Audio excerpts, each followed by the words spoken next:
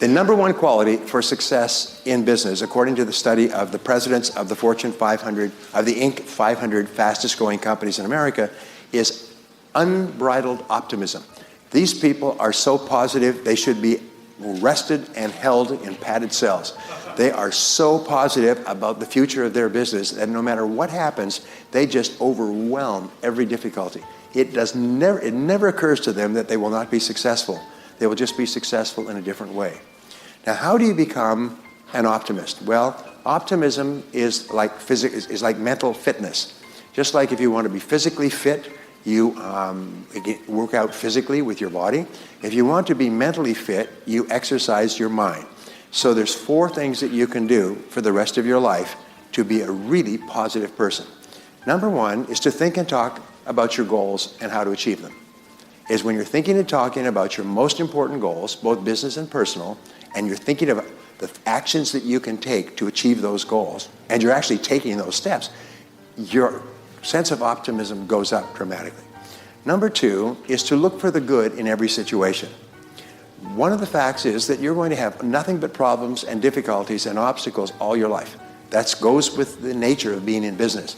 The only question is, how do you respond to them? And the answer is always look for something good. This, by the way, is a discovery made in interviewing thousands of the most successful people, is they make it a habit. Whenever something goes wrong, they say, well, that's good. And then find out something good about it. And there's always something good. No matter how bad the situation is, there's always something good that comes from it. The third way to become an optimist is to seek the valuable lesson in every setback or difficulty. This is the most important, perhaps, of all, is that you can focus on the problem and the loss, or you can focus on the lesson and what you can learn to be better next time. And whichever one you focus on determines whether you're positive or negative. If you are thinking about your goals, you're always positive. If you're looking for the good, you're always positive. If you're looking into your biggest problem today for the lessons you can learn from that problem, you'll always be positive. And the fourth key to optimism is to continue to learn and grow. Continue to learn new things that can help you to achieve your most important goals. And then, of course, take action. But you'll find that leaders are learners. They're constantly learning new things. And whenever you learn something new that can help you, it makes you happy. It makes you positive. It releases endorphins in your brain.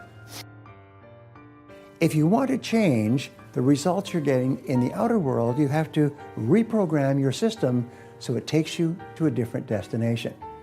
And there's several ways to do it. Let me just give you a couple of ideas. Set a clear goal of where you want to be and what you want to do and what you want to achieve sometime in the future. It could be as simple as saying, I earn X number of dollars by this particular year. Always start a goal with the word I. Always follow it with an action verb, I earn. Be specific about the amount, not just more money, but the exact amount by this particular date. This is accepted by your subconscious mind as a command, like a command from head office down to the manufacturing floor. Your subconscious mind then accepts that command as an order and goes to work to bring it into your life, and it works 24 hours a day. So everything starts with your making a positive statement about a desired future event, but you always say it in the present tense as though it were already true. You don't say, I will lose this amount of weight. You say, I weigh this number of pounds. Now, another thing that you can do is act as if you already had the goal that you desire. So let us say, for example, you want to be financially independent. You want to be financially successful. How would you behave if you were financially successful? How would you dress? How would you organize your life? How would you treat other people? Sometimes I say, imagine that you are financially independent. You're independently wealthy, and you're only doing your current job as a courtesy to your boss and to keep yourself busy during the day. But basically, you're an extremely wealthy person. You've inherited an enormous amount of money from some source. How would you behave if you were already the wealthy person that you desire to be? Many people don't realize that if you behave like a poor person, there's an old saying that poor folks have poor ways. If you behave like a poor person, you'll always be poor. If you dress like a bum, if you have a messy home or apartment, if your car is dirty with junk in the back seat, that's how poor people live. And what happens is you're surrounding yourself with the image of being poor. And you cannot change your outer world until you change your inner world. And one final thing that you can use to reprogram your mind is to talk to yourself positively about the person that you want to be and the things that you want to have. When you see a beautiful car, you say, I drive a car like that pretty soon. When you see beautiful clothes, you say, those are the kind of clothes I wear. When you see beautiful homes, you say, I'm going to live in a house like that. Just keep talking to yourself about the things that you want to have and the person that you want to be. And each time you do, you're reprogrammed.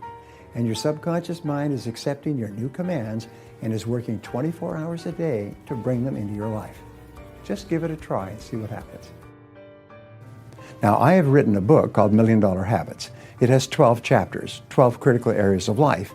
And in each chapter, there's 20 or 30 habits. So let me give you some of the best. Number 1, develop the habit of daily goal setting and goal orientation. What does this mean?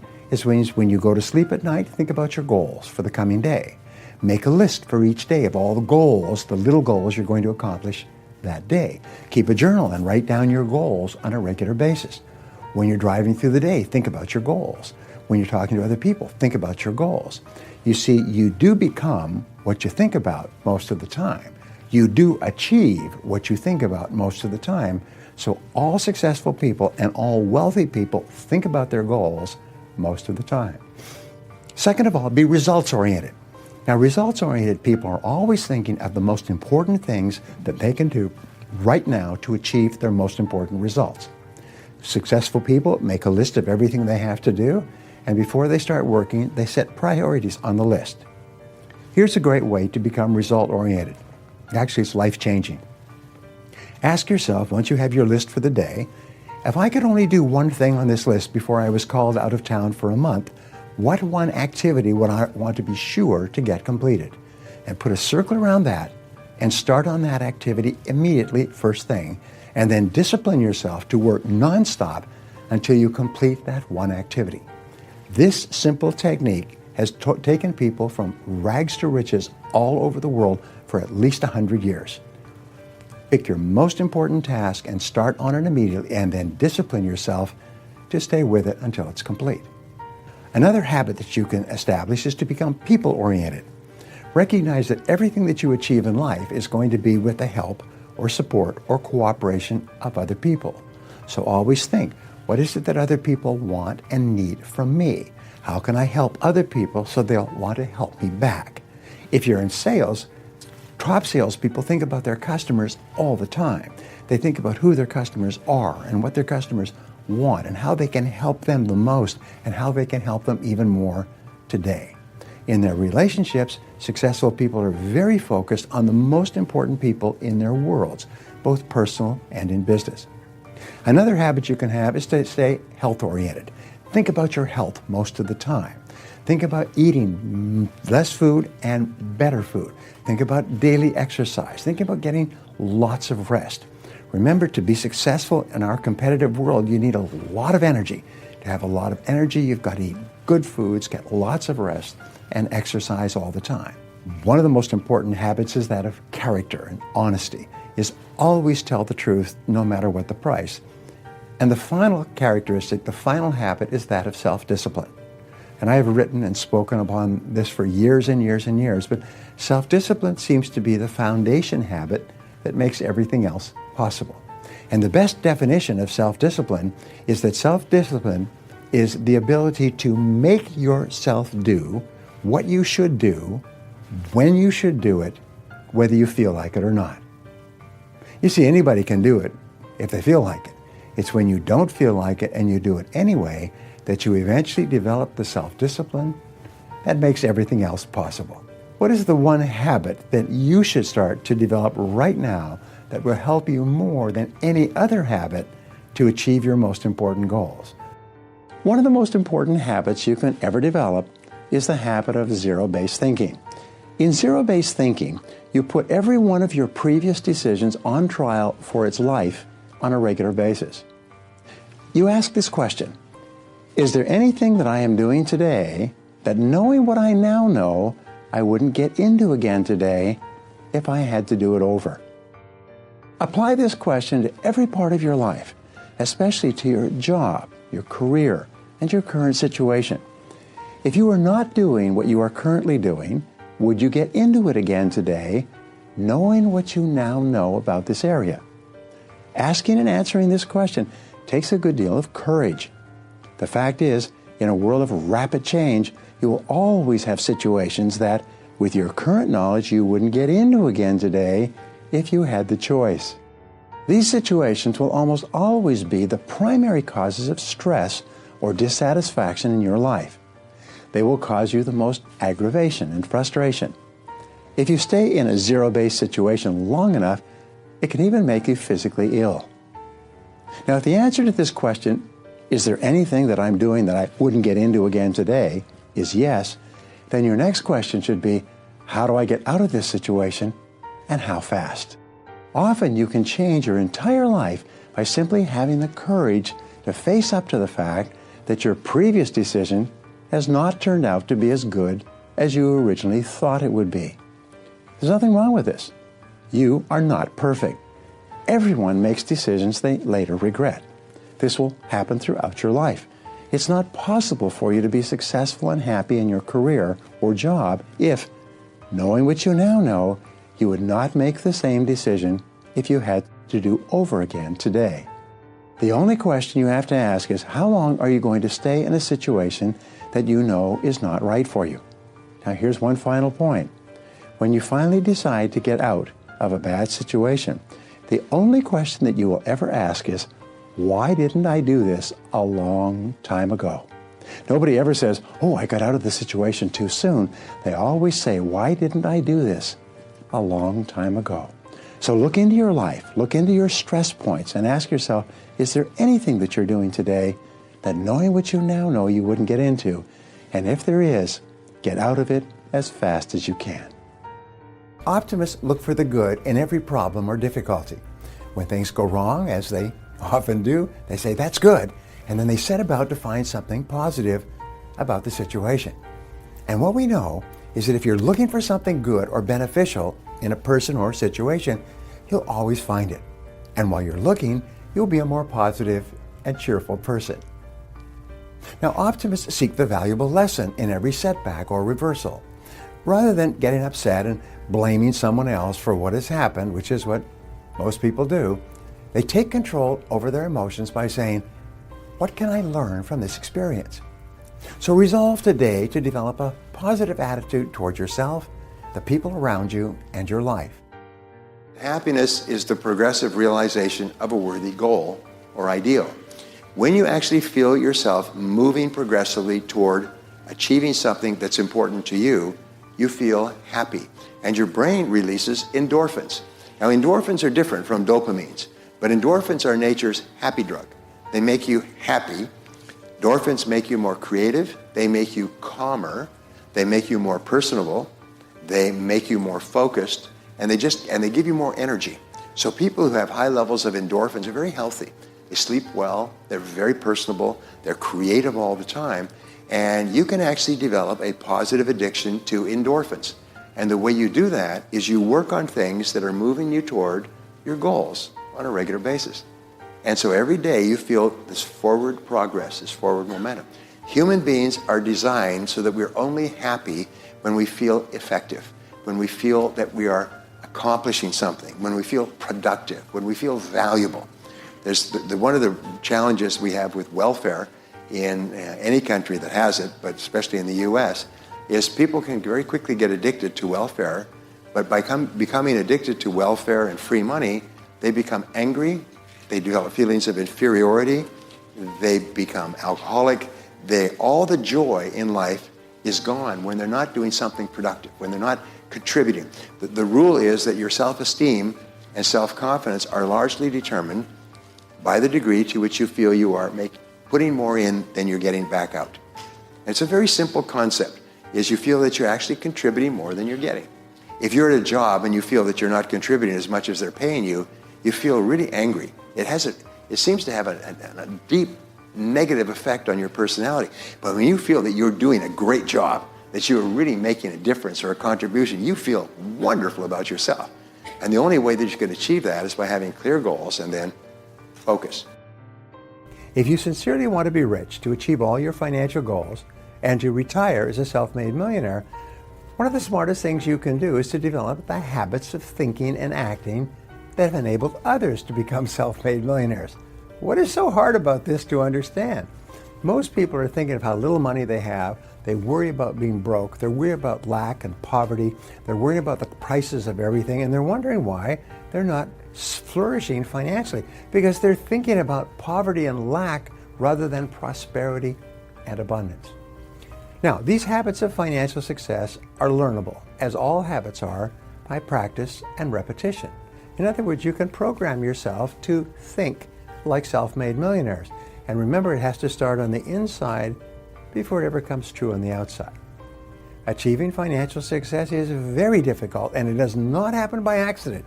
It happens by very deliberate design and a long period of disciplined persistence in doing the things necessary. Now, at a certain point in life, each person comes to a crossroads with his or her financial goals. One road leads in the direction of earning, saving, and accumulating, while the other road leads in the direction of earning, spending, and getting into debt. And 80% of the population take that road because it's fun and easy. Now, as a fully responsible adult, you must decide which road you're going to take. And no matter what road you've taken up until now, you're free to choose the road that you're going to follow from this day forward. One of the great lines that I teach is that it doesn't matter where you're coming from, all that really matters is where you're going. You can't change the past, but you can totally change the future by taking a different direction today. There's a great story about Mike Todd, a theater director who had invested all of his money in a production and lost it all and was broke. And someone once asked him, "Hey, Mike, how does it feel to be poor?" He said, "I'm not poor." He said, "Poor is a state of mind. I'm just broke, and that is temporary." And within a few months, he was back on top again. He was once more a self-made millionaire because he had the mindset. So self-made millionaires did not gain financial success merely by luck. Luck does not factor into it. In order to become a self-made millionaire, you must set financial goals and work toward achieving financial success every day. And if you do that persistently and consistently, day by day, week by week, month by month, you will achieve all your financial goals. How do you become a great problem solver? And the answer is you focus on the solution rather than the problem. You think intensely about solutions all the time. Now, what is it that average people, the bottom 80% of people, think about when a problem arises? The answer is who did it and who's to blame. They are focused on the past and the problem. What's the problem and who's to blame? What is it that top people do? They say you cannot change a past event. This problem has occurred, so now it is a reality. So the only question now is, what do we do about it? How do we solve it? What is our next action? And so when you constantly think in terms of solutions, you become more and more valuable. And the more you think in terms of solutions to any problem in your life, the more you come up with solutions, the more creative you become. You become smarter and brighter. And when you are solving problems and discussing different choices and alternatives, you become more positive, you become more powerful, you become more influential, and eventually people say, we've got a problem, take it to him, take it to her, because they're really good at solving problems. And your mind is in problem-solving mode all the time. It's like it's clicked on and running all the time. And so you start throwing problems in the top of your hopper, and the solutions are coming out all the time. Because you think about solutions, not blame. When you think about blame, it shuts down your brain. When you think about blame, who's to blame for the problem, it shuts down your creativity. It makes you negative, it makes you angry, and it makes you a negative influence on others. But when you think about solutions, you become the most important person in the room. Successful people are not those who necessarily make the right decisions all the time, but by hanging in there, they make their decisions right. If they make a mistake, they accept it. They learn as much as possible from it, failing and making mistakes, and carry on. The more you fail and the more mistakes you make, the smarter you become, and the more likely it is that you will eventually achieve your goals. You also need the courage to accept complete responsibility for your life, which means to take ownership for results. You need the courage to refuse to make excuses or to defend yourself. You need the courage to say over and over again, I am responsible. I am responsible, and refuse to blame anybody else.